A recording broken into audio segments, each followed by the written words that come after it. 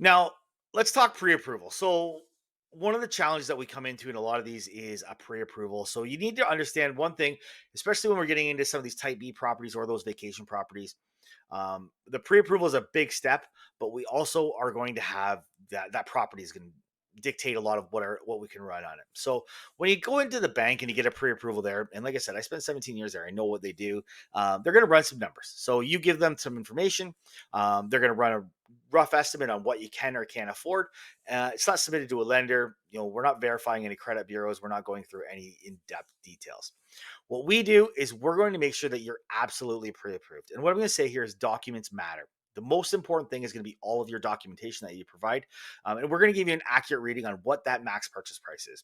Why is this important? Well, if you're going, and sometimes when we're looking at those vacation properties, you're traveling a distance. You want to make sure that you're looking at houses that are in your price range. We don't want to be going, driving 2 or 3 hours up north for a property that we have absolutely no intent or no qualifications to buy because we did a 60-second pre-approval online.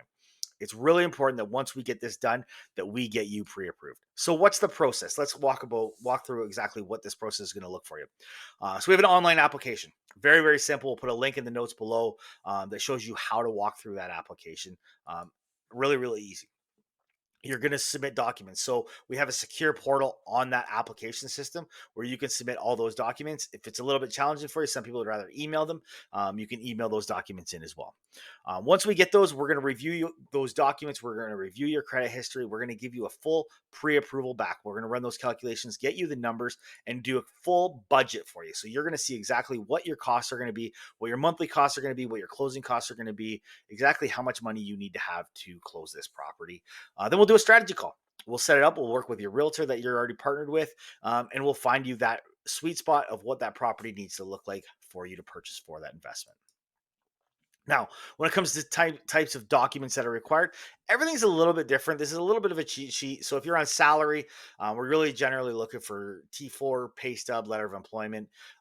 If you have part time or fluctuating income, so variable income, that's where we really need to have those 2 years T4s so we can take an average of the last 2 years. And then when you're self employed, it's all out there, right? So we need a lot of notice of assessments, business financials. We're going to need 2 years documents on exactly what's there. There are some alternate programs that allow us to get into those, for self-employed. We have a whole other course. If you're interested in how to get pre-approved with the self-employed, I suggest taking that course to kind of walk through all of those details. Additional expenses that you need to be aware of. So different things like legal fees, moving expenses, home inspection, appraisals. There is going to be land transfer taxes, and then just general ongoing costs of having that cottage. Now, in order to get this approved, what are the lenders going to be looking for? We're going to need a stable income. We want good savings habits, strong credit bureau. We'll kind of walk through what your credit bureau looks like on the next slide. Buying within your budget. Make sure that this is something that you can afford. And obviously, the number one thing, or one of the big things, there is going to be marketable property. We want to make sure we've got a good property that we're lending on. Beacon score. So one of the things that everybody asks is, how do I calculate my credit score? The goal is to have a credit score over 680. You can see here, this is kind of breakdown of what everything is there. A lot of people get worried about, if you pull my credit, is that going to affect my credit, right? Is that going to make a big difference? And it does. If your credit's bad, it will make your credit worse. If you've got good credit, the odd credit bureau pull isn't going to hurt it. You can see here a couple of the big things that are in here.